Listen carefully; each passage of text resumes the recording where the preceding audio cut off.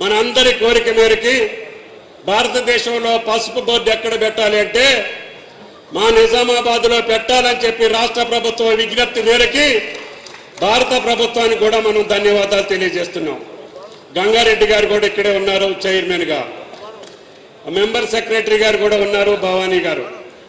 వారికి ఒకే ఒక విజ్ఞప్తి, ఈ యొక్క బోర్డు యొక్క లక్ష్యం ఈ జిల్లా ప్రజల యొక్క కోరిక వాళ్ళ యొక్క ఆశలని తీర్చేటట్టుగా ఆ బోర్డును త్వరగా తీర్చిదిద్ది కేంద్ర ప్రభుత్వం దగ్గర ఏదొస్తే పసుపు రైతు తలెత్తుకుని నిలబడగలుగుతాడో అతన్ని నిలబెట్టేటటువంటి బాధ్యత ఈనాడు కేంద్ర ప్రభుత్వం మీద ఉంది.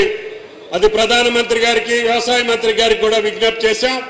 త్వరలోనే దానికి కావలసినటువంటి కార్యక్రమాలన్నీ కూడా భారత ప్రభుత్వం చేస్తుంది అని చెప్పి ఆశిస్తున్నాం. అదేవిధంగా రాష్ట్ర ప్రభుత్వ పక్షాన నా వ్యవసాయం పచ్చగా ఉండాలి అంటే ఇరిగేషన్ శాఖ మార్చులు ఉండాలి. మీరు కష్టపడి పండించినటువంటి పంట కొనుగోలు చేయాలి అంటే తప్పకుండా కొనుగోలు చేసే మంత్రి కూడా ఇరిగేషన్ మంత్రే కావటం. అందుకని ఈ సమావేశానికి ముఖ్య అతిథిగా ఉత్తమ్ కుమార్ రెడ్డి గారిని పిలిపించుకున్నాం.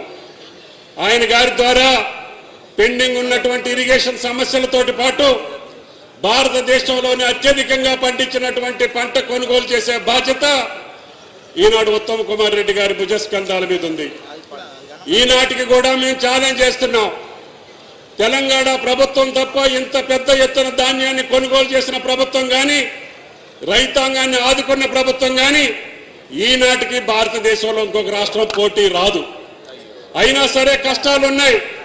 ప్రభుత్వం అన్నాక కుటుంబం అన్నాక అనేక కష్టాలు ఉంటాయి.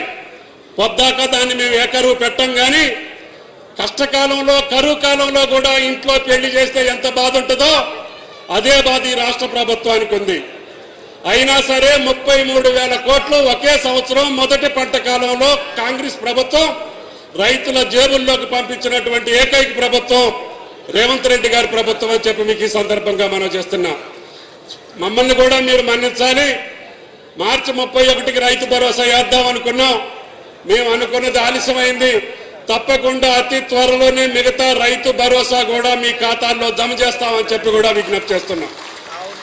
అంతేకాకుండా గత ప్రభుత్వం మర్చిపోయినటువంటి ఫామ్ మెకనైజేషన్ కానీ డ్రిప్ కానీ స్ప్రింక్లర్ కానీ ఈనాడు రైతాంగం ఎంత అడిగితే అంత ఇవ్వాలని చెప్పాం. మీకు డ్రిప్ మీద ఆధారపడి వ్యవసాయం చేసేటటువంటి ప్రతి రైతుకి ముఖ్యంగా నిజామాబాద్ జిల్లా ప్రజాప్రతినిధులు అందరూ అడిగారు, అయ్యా మాకు డ్రిప్ మీద వ్యవసాయం చేస్తున్నాం, మీరు మాకు ఎక్కువ ఇవ్వాలని.